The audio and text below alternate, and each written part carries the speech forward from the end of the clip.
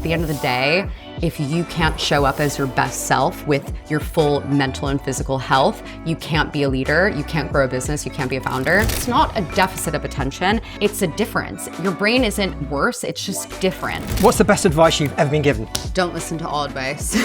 Divergent brains lead to divergent results. Whoa! Watch his face. Maybe I'll become a professional darts player. Anyone who is delusional enough to start their own company, I mean, I'm hoping that they would anticipate at some point it would be successful, because otherwise, why do you do it? Hi everyone and welcome to the Unemployables, and I am joined in the Founders Lock-In by Marissa of PerfectTed. How you doing? I'm really great. Thank you for swinging by my boozer. This is a great joint you have here. Do you like it? Yeah, and the Coronation Street photos, everything. I mean, is that guy naked with something on his wheel? Wow. I didn't realize that until now. This is great. Right, remember to censor that bit out. Fine. But anyway, listen, you've been in the press this week. Yes. And I know the questions I sent you, this is like way down there, but listen, you know, there's going to be no structure to say, so let's just go with it if that's cool with you. Of course, you have two ADHD people in a room. Like, this conversation could not be more entertaining. So let's just bounce it. I know. Yeah? Let's bounce. We can bounce. But you've been 140 million valuation. I remember when you and I watched this in 2022, and it is unreal. It is unreal to literally see that headline and to see that in such a short period of time, and being number one in this year's FEBE Growth 100. Proudest achievement. Well, that's fantastic. Was it always written in the stars? Is it just, do you read that? Do you read that title and you're like, do you know what? It was always going to be. It's a great question because... Sure, it's not a shit question? No, it's not a shit question. It's an important question. I think that anyone who is delusional enough to start their own company and have the confidence to try something risky, put something new onto the market, I'm hoping that they would anticipate at some point it would be successful, because otherwise, why do you do it unless you just love it? It starts a lot, I think, from the goals and like the clarity that a founder has from the onset. So if you think about Teddy, Levi, and I, the three of us always had the goal of making matcha mainstream. Yeah. And so inevitably, if you make something mainstream, ideally you amass a certain amount of like success and distribution revenue with that. So was it written in the stars? No. We got incredibly lucky with the timing. In fact, I think a lot of this is down to luck. Oh, come on. No, I really do. But I also think that it also started with our goal setting. And I think having that framework of where we wanted to get to has allowed us to move with speed. Yeah. I mean, on that note, if I think back to the early images that I have of seeing you guys explode, I mean, you literally exploded onto the scene, but everything was so well aligned to consistency with the brand. Are there any real gems? Because listen, you're going to hopefully have loads of really scale up fast growth businesses watching this content and hopefully getting some gems and some nuggets. But is there anything that you found that you've done particularly well with the brand that has helped to really resonate with everyone and help this brand to be where it is now, this product to be where it is? Can I look down barrel? Brands. You want to be opportunistic, right? You want to say yes, because you'll get a lot of inbound, hopefully, if you have a product and a brand that's exciting. But you also have to maintain really strict focus. And now I'll stop looking down barrel, I'll look at you. What we've not spoken about that much is what we've said no to. And interesting. And we've actually said no to quite a lot that you would be really surprised about. In fact, some retailers that we're still not in today, very intentionally, have requested to work with us, to co-brand products with us at really large volumes that we have intentionally declined. Why? Retailers that we would have all heard of. Yes, but I will not disclose which ones. Of course, I would never ask you to. I will not disclose which ones. However, the reason being is because we knew that it wouldn't be good for brand. As in, we knew that brand association and building a really strong ecosystem around the brand and who we work with and why we're so excited to be partners with FEBE and other incredible brands like Tesco, Sainsbury's, Joe and the Juice, like so many incredible retailers, we knew that would improve our credibility as a supplier, as a brand. But then you have other retailers that maybe aren't so great for establishing credibility as a high quality premium product. So we very intentionally have declined expansion into new retailers because of that strong focus on building a credible and high quality brand. I think a lot of the time you see the revenue numbers that come with those types of deals, and it's really attractive, and you get a little bit, enticed by it. Of course, you want to scale, but not at the expense of hurting the brand and its kind of credibility.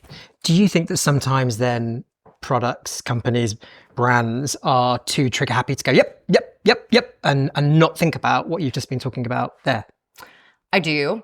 I think that nowadays more people are talking about it, focus as a topic. And so I'm hoping more and more founders are taking that principle into kind of their strategy plans. I also think a lot of the time founders are very quick to look over to my home country to explore opportunities stateside, UK brands specifically. And we very intentionally have gone against the grain and have declined many opportunities to launch in America. Again, that's brave. Thank you. Isn't it? Because, I mean, you're opening, that's what a market, but you're saying you got to wait, timing.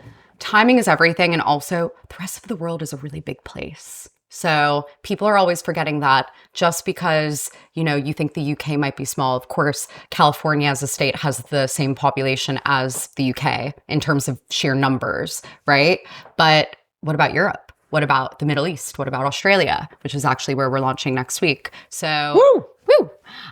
So I think that, we're constantly around a lot of like consumer brands, and some of them have made them work.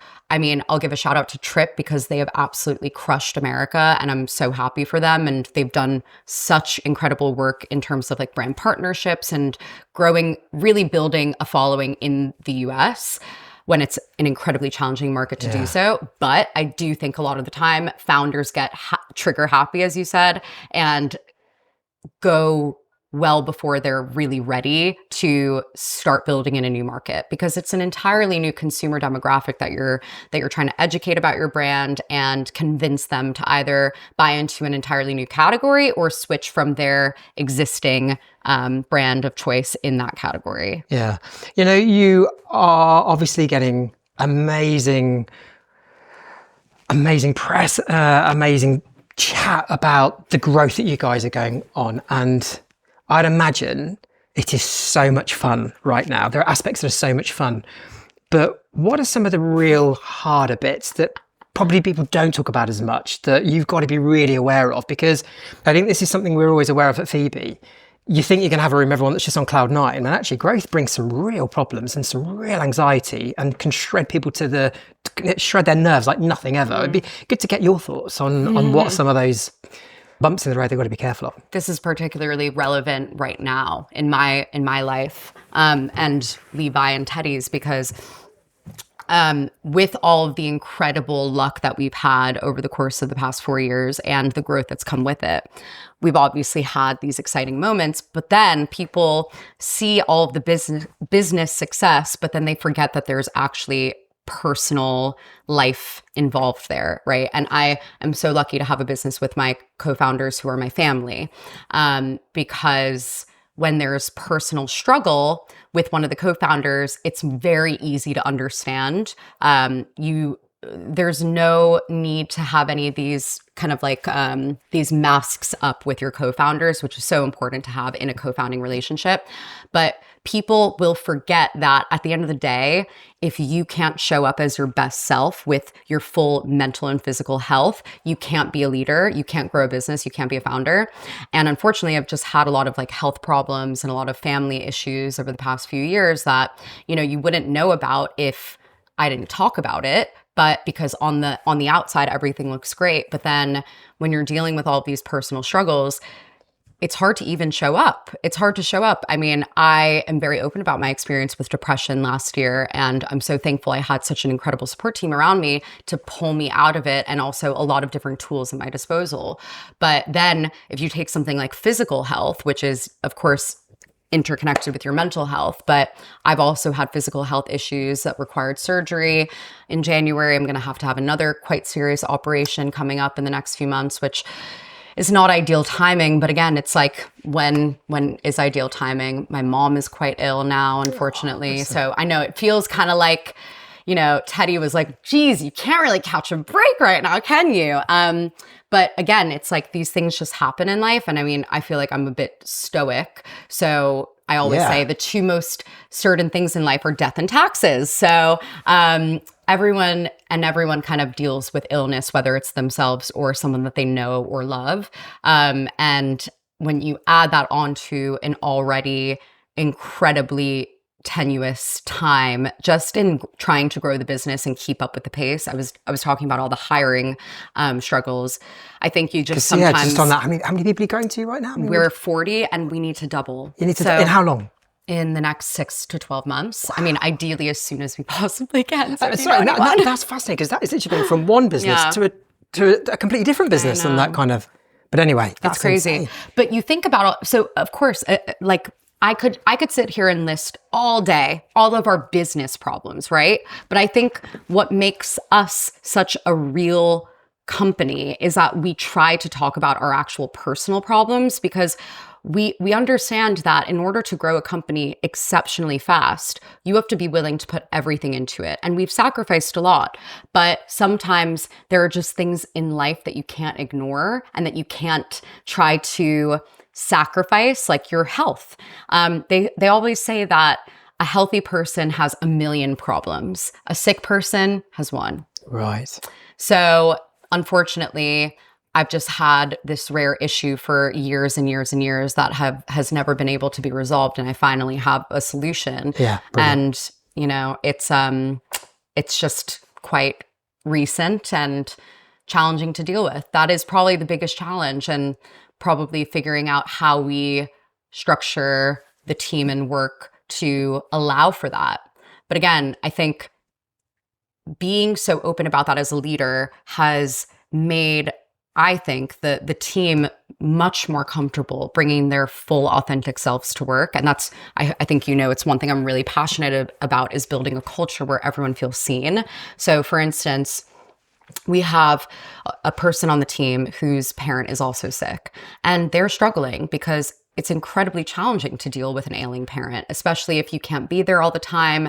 And so we make provisions to make sure that everyone can feel like they have the time to, you know, grieve the sickness and also be there for their family, because that is so important. And we don't ever want to take away from that. So as great as it is to talk about the business, I also just think it would be so silly to ignore all the things that make us human beyond just building a brand. Yeah, let's just go into the family dynamic as well, because that almost like we're peeling the layers off. But so it is fascinating that you built this insane business with your family. So your brother-in-law and your husband.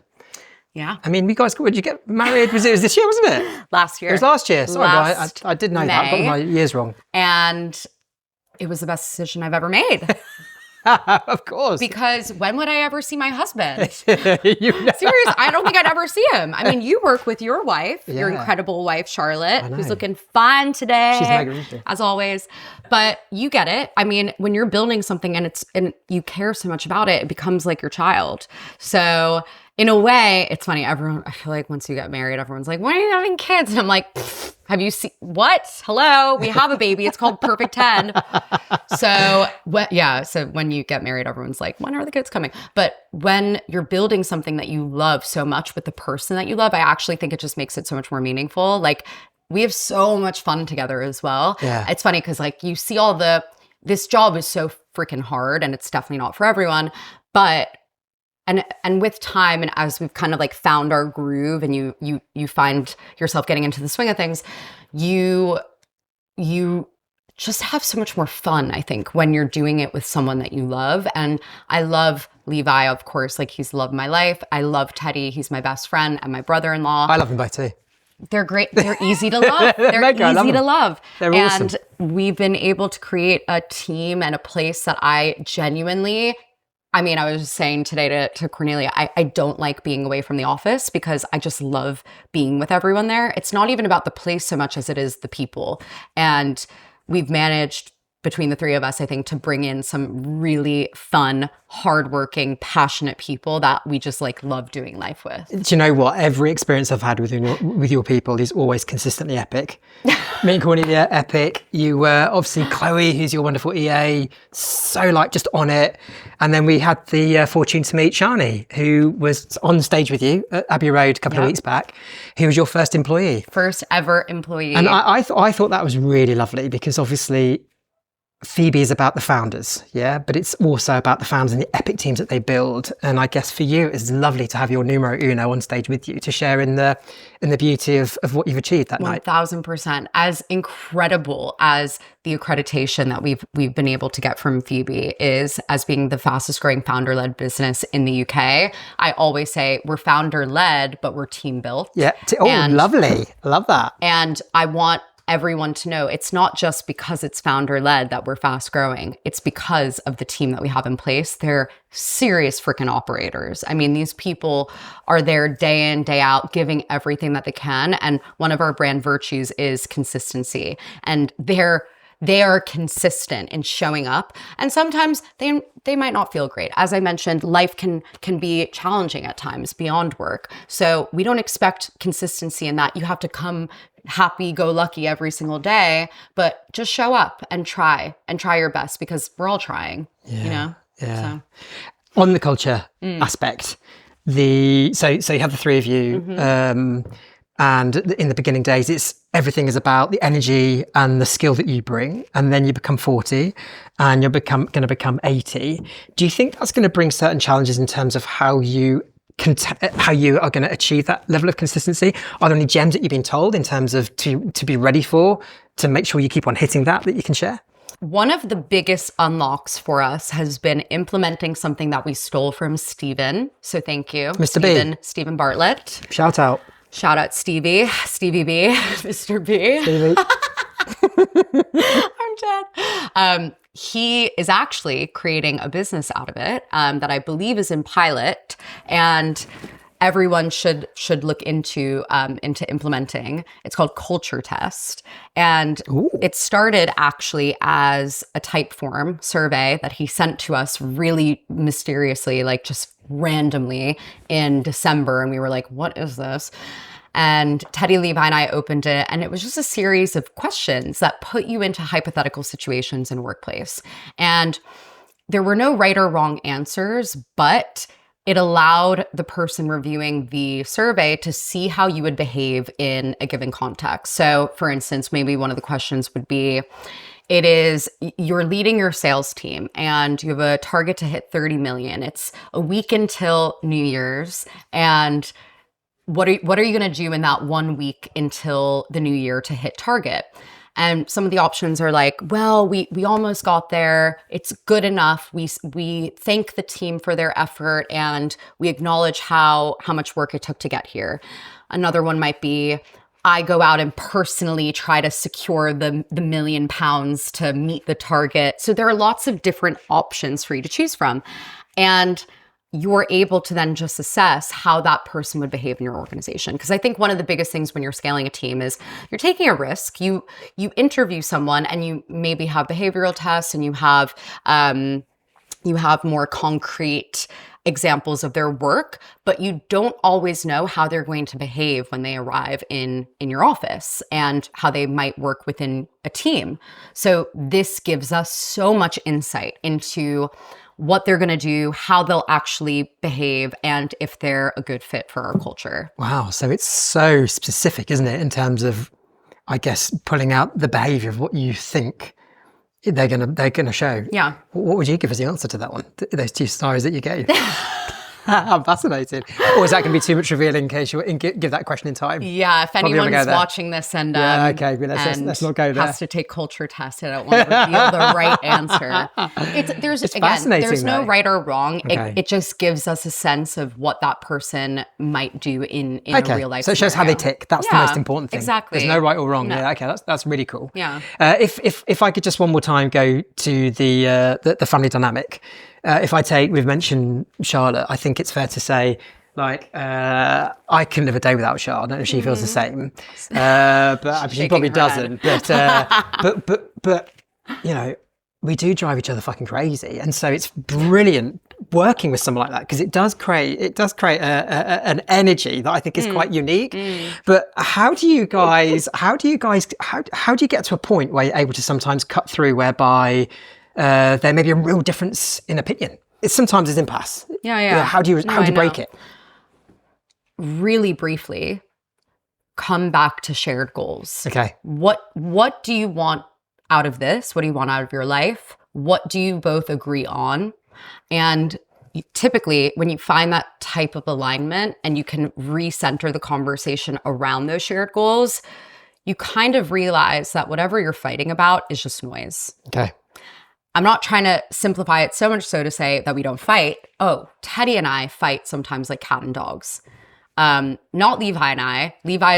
I think it's because Levi is a little bit more level-headed than Teddy and I, truthfully. And Teddy and I can get a bit emotional sometimes.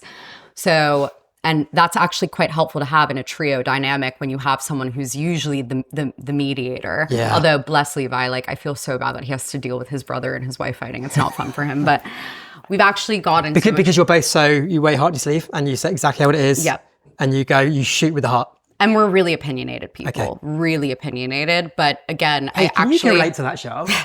Anyway, sorry. I think it's better though to have it that way because look, our opinions can build on each other as well. And so I think one thing that's good about both Teddy and I is that we have strong opinions loosely held. So if we have new information that allow us to maybe see a different perspective or appreciate a different approach, we won't be so stubborn as to say, no, this is the right way.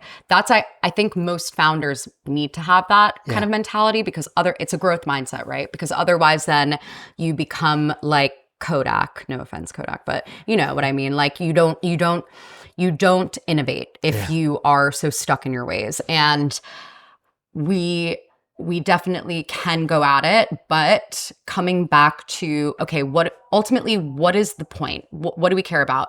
Growing the business, making matcha mainstream, bringing products to people that they love. And how do we do that? Well, we do that by moving forward. So how are we going to move forward from this conversation? And sometimes you agree to disagree, even though I hate doing that. That's like that is the last resort, by the way, ever is agreeing to disagree. Last resort ever, because I'm always constantly trying to resolve. Because I sometimes think that's when tension and resentment can build. I think you're so right. Yeah. We've always taught agree to disagree. Fascinating for you to say, actually, for me, that's the last frontier. No, I think that's the worst thing that we could possibly do. That is genuine. I think we've done that like once. Because we had to just get over it. But because it bubbles and it festers correct, right. Yeah. But then again, it's like, that's why we have a 24-hour feedback rule, because if you don't deliver the feedback within 24 hours and it's not honest, then you can build resentment. And it's a subtle killer.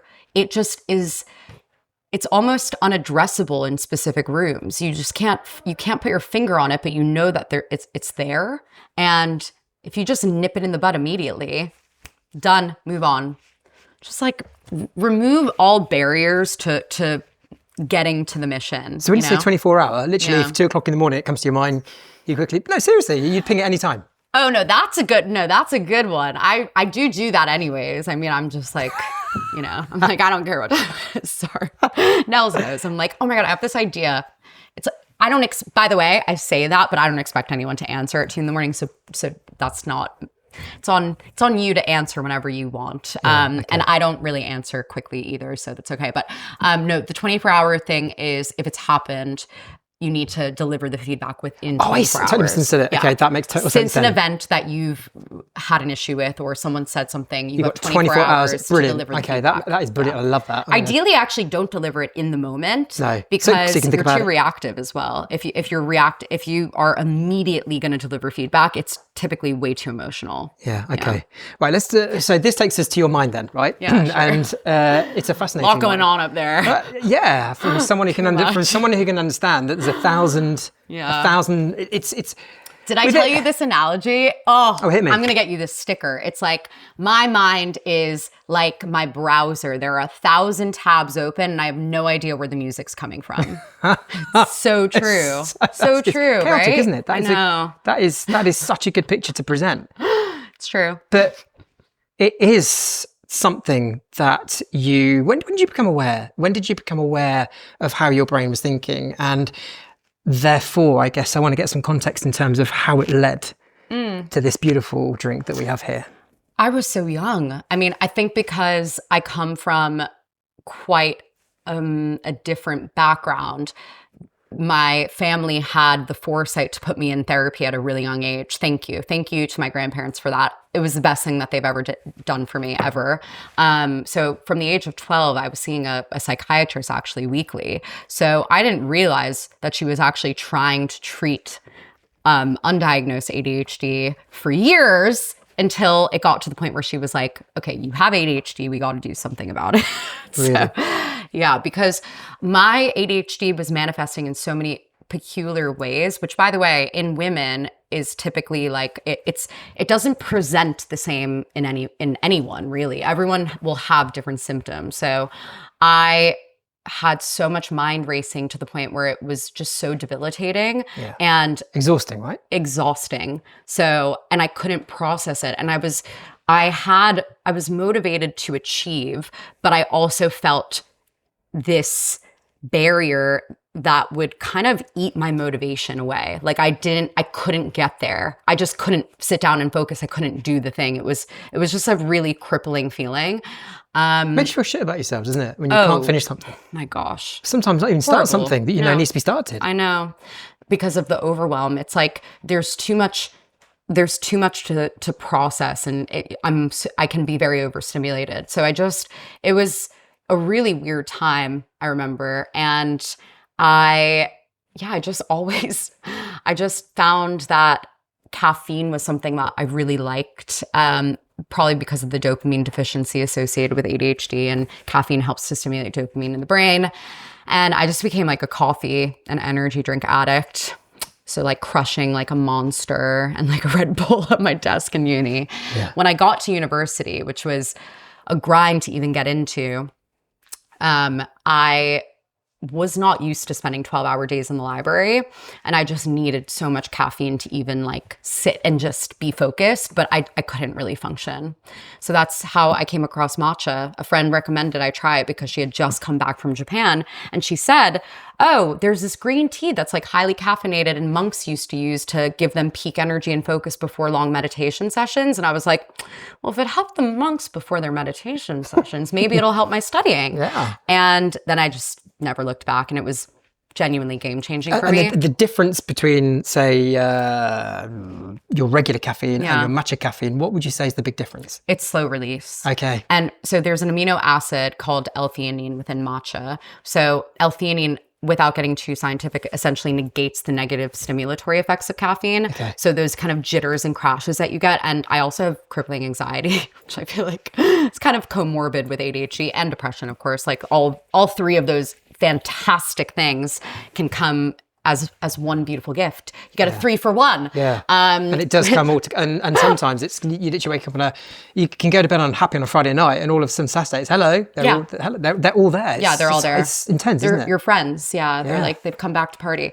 But I realized that it just helped me so much more. Like immediately I felt a shift, because the L-theanine was like more soothing for my brain. It was like a calm energy. It sounds like it doesn't make sense. And actually the two feel quite contrasting, but that's why you have this better energy experience. So for people, I've just found that for me, it really, really helps. And obviously now there are a ton of scientific studies going into how it's helping not obviously not cure, but help with the symptoms of ADHD, which is fantastic. So, and of course, we get so much feedback from customers saying, I was just going to say, I bet that feels amazing, knowing the impact you're having. That has been everything for I mean, me. how hard it is when you are a teenager, for example, how hard it is enough. So to have this to be helping must feel great, right? Especially when there is a shortage in medication and also long wait times through the NHS to get seen. We have people writing in all the time to say, like, I don't have an appointment for months and this has been really helping me. So thank you. And that to me is everything, because I just remember what it felt like to feel, you feel quite hopeless and helpless. You're like, you can't really see out of the other side that life is going to get better. I just remember being this girl feeling, you know, you're told that you have a deficit of attention. So you feel deficient in something. And then you're told that you're disordered. So, which is just a really terrifying, horrible thing to be labeled with at a young age, because then it really impacts your self-confidence. But that's why what I'd love to do in the future is actually petition to reform the naming convention for ADHD. It's not a deficit of attention. It's actually, it's a difference. Your brain isn't worse, it's just different. But I always say, and this is the one thing I come back to and why a lot of entrepreneurs are neurodivergent, I always say divergent brains lead to divergent results. And the only way you can grow something that is truly exceptional and innovative is by diverging from the path and doing something different. I've not come up yet with a cooler name. Like, I want to come up with something that's like more fun and like on brand. We'll have a thing. Yeah, we'll have a thing. We could crowdsource this, actually. It could be like a crowdsourcing activity. Let's do it. So if anyone has any good options, hit us up. We can start a new group. We can start a club together. I love neurospicy, but that is also like all encompassing. I love neurospicy. But yeah, I just think we need to change it, because that's the one thing I hear from a lot of people who are younger and their parents. They're like, our kids feel so dumb. They feel like they don't have value to add to the world. And I'm like, that is the total opposite way that the society needs to be approaching it. It's like, actually, those are the people that we should tap for ideas. You know, back in the day, sorry. Alarm. Did you see what? Naughty watch. Back in the day, we were the people that were on call to see if there were any threats. We were the hunters. We were on the plains, you know, on the hunt for food. We were looking for threat. Like, we were absolutely critical for society. And I think it's challenging when you live in a neurotypical world. You're expected to conform to all of these ways of working, and like why the education system, I think, is broken. But we could, you know, get into that another day. Isn't it just? Yeah, because I just, it's not a one size fits all solution. We need to be able to create personalized solutions for people that need it, because otherwise then you're made to feel like an outsider, like you should not exist. Yeah, but it feels to me, and do you know what? That's what I love with the way this chat's gone. We've kind of reverse engineered it to go, usually you'd start with the purpose. But it's like we're finishing with the purpose, but everything you said is what therefore brings you to this beautiful purpose that you have with this brand. When I tell you I get high on my own supply every day, because it helps me so much. Like, that is the reason we started PerfectTed, was to solve my own problem. I needed matcha to make me feel good in my day-to-day routine. We're building a new caffeine routine for people who just want a different caffeine experience. And I'm so privileged to be able to do that. That is like, it's the coolest thing ever that I get to do it every day. I feel so beyond lucky that I can help people just feel good and get after what they want in life. And you know, that's how we feel having you guys. Everyone in the FEBE gang is so important. The number one is a big thing to us, of course, every year, because it's the number one. Yeah. And this year we feel so blessed to have had you guys as our number one, because of everything you stand, everything you represent, the way you hold yourselves, the way you just, everything you do.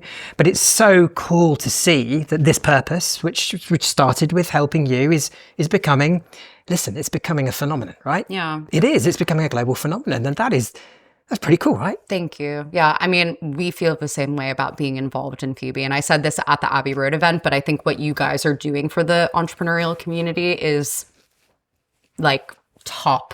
No one else is doing as much as you guys are to create places where people feel like they can share, where they can connect, where they can feel seen and understand all of the troubles of starting a business. And it's clear that you guys are so passionate about creating a space where people feel safe and celebrated. So I can't thank you and Charlotte and your incredible team enough for that. Seriously, That means everything. it's a privilege to be in the community. It's so fun too. You guys are also just the best people ever. Hey, you're going to come to the fuck ups in a few weeks? I hope you obviously. can. That's a pretty cool night. What are you talking about, fuck ups wise? I don't know. I said to Charles, I was going to dress up as Santa and do a Santa fuck up. She said that's just fucked up in itself. So I won't be doing that. But I'm going to be thinking of a fuck up I can share. You know what's really messed up is that the Grinch is green, but it's the Grinch, right? So like, it can't really be the Grinch. Like, I want to be a happy Grinch or like green Santa. You know, That'd be cool. Yeah, so we could coordinate. There. Okay, that would be fun. This sounds like a great idea. Listen, Marissa, it's been awesome for you to come in today. You're in the Founders Lock-In.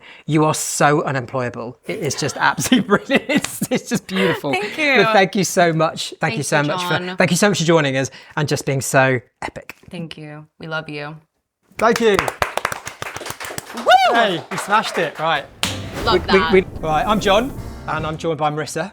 I'm Marissa I'm Marissa from PerfectTed. from PerfectTed, and we're in the Founders Lock-In. Welcome to. We haven't really got a name for this. Where are we? We're making them as we go along. We've basically got. We're at the bar. We're at the bar. We're having some lovely drinks. Oh, that's so good. We're at the FEBE bar. We're at the FEBE. We're at the FEBE bar. I don't know.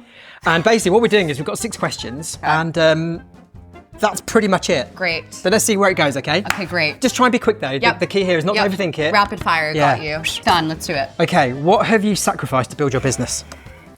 A social life. Oh, I know. No friends, no No. problems. Everyone thinks I have loads of friends. I have no friends. Billy no mates. Yeah. Yeah. Anyway, it's not about me, but quite sad. How would you describe the life? We're friends. you're my friend. Oh, I love that. Right. How would you describe friends? Where's this going? Right. How would you describe the life of an entrepreneur?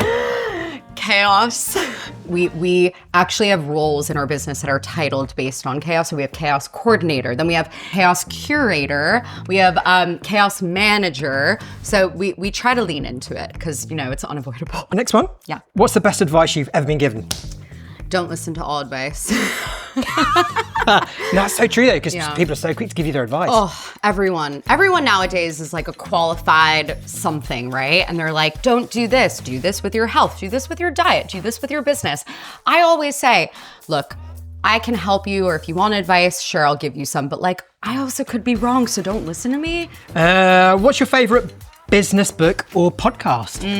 I have to say Diary of the CEO, of course. Yeah, of course. Of course, but I also have been loving more recently 20 VC by Harry Stebbings. I really look to tech for kind of strategies that we should be employing within the business. I think that's like really high growth, of course, like tech companies are. But obviously, the Unemployables. Oh yeah, There watch you this go. space. Watch this space. Yeah, it could be number one. Who knows? Who knows, Steve? Right, okay. What's Watch out, Steve. what's one thing no one tells you about the life of an entrepreneur? Just how hard it's going to be. I think if anyone Don't actually... do that, it really, yeah. Yeah, well, if anyone really knew how hard it was going to be, I don't think they would do it. Unless you're a masochist and you just like enjoy kind of feeling pain. But, you know, if anyone is like not sick in the head, then... This is a podcast in itself, isn't it? We'll have to go there. I Right, know. next one. What's one thing that you wish you were doing better as a business? Jeez, that's hard. Ooh, content. I think we can always, yes. Because I think we have Surprisingly. so many stories to tell. And I think we have so many ways of sharing them and so many avenues that we can take, so many people on the team that can share incredible stories that we need to do a better job of distributing them. Fantastic. Marissa, that was the first time we've ever done that. I don't know what the name of it is. It's 6 questions. But thank you. The You crushed sexy it. six. I don't know. I can't really think of that. How about we call it the perfect Ted? The perfect Ted. The shut up, John. No. Yeah, it's brilliant. All right, thank you everyone. We loved it. Okay, hi everyone. This is the Unemployables darts game. Anyone can think of a better name, please let me know. But what we're going to do is the name of the game is to throw 6 darts, and the highest score is the person that obviously. Guess the highest Oh, it's got it.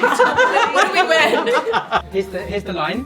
Okay. 6 darts. Okay. Let's go. Okay, come on, baby. Can I do it with the can in hand? Let's Yeah, see. you can do whatever you like. And I like your see. style. This is different. I feel like you need good, you know, like, I don't know, I'm just trying.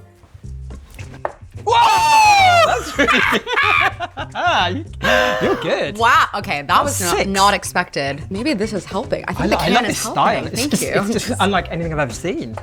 Okay. Okay, that's good. 20, I'll 26, take it. 26, I'll take it. 26. I'll take it. I really want to I think this is going to be our highest ever score yet. Wait, okay, and you got 3 more. So we've got 20. Oh my god. We've got 13 and we've got I've 6. never done this before. Wait, I don't know. Should I play darts more often? This is kind of fun. It's like such a confidence booster. This is fun. We should get this in the office. Love it. Or I could just like pretend that's Teddy. I'm joking. I'm joking. Love you, Ted. Okay, what was that, 5? Oh. No, it's What? It's so small. Okay, we're getting a bit overexcited. Woo! Oh, I thought you did it. Okay, well done. Well done, you smashed it. Okay. That Marissa, was cool. you are our highest. What about you? Let's give it a go. Let's give Yeah. it a go. Okay, I'll have a go too. Ooh. Okay, Okay. Let's go. Okay. You're ahead Love of me. it. It's not a competition. It is. Bingo. They do look nice. Listen, Marissa, you've been the first person to play a darts game. Thank you so much. Woo! Smashed it. Watch this space. Maybe I'll Okay. become a professional darts player. If matcha doesn't work out, you always have darts.